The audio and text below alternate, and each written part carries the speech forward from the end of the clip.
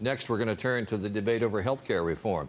President Obama took his sales pitch to an AARP online forum today, pointing out that Medicare will run deep deficits if the health care system is not overhauled.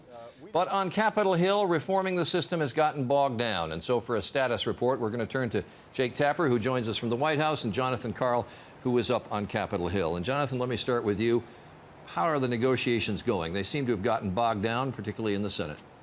Well, Charlie, the Senate Democrats are now on the verge of a deal that would do away with a central feature of the president's plan, and that's the creation of a government-run insurance program to compete with private insurance companies. They're doing this to break that gridlock and to get a few Republicans to support the deal, but there's a real risk that they're going to lose liberal Democrats in the process. You know, Charlie, back in April, 28 Democrats signed a letter saying that they believe that that government insurance program is essential to health care reform. Jake, it does seem that the Senate Democrats are backing off on a lot of the things that the president said at the beginning were critical to him.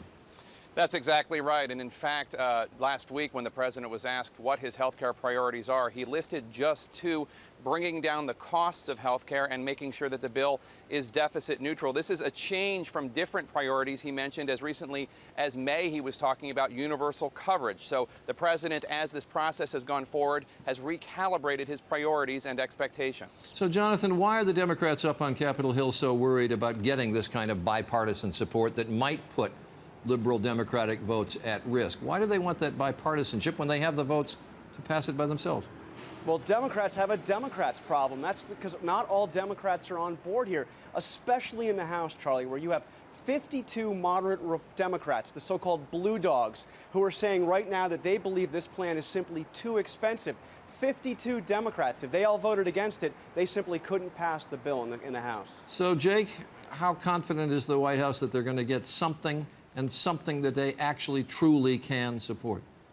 I think that they're fairly confident that this process will play out and they will get a bill that they can support, but I don't think that they're holding out any hope that it will be truly bipartisan in the sense that it will have an overwhelming or even sizable Republican support base in the House and Senate. I think that they figure that they can define bipartisan as outreach and incorporation of some Republican ideas, and that will be enough. All right, Jake Tapper and Jonathan Karl, thanks very much.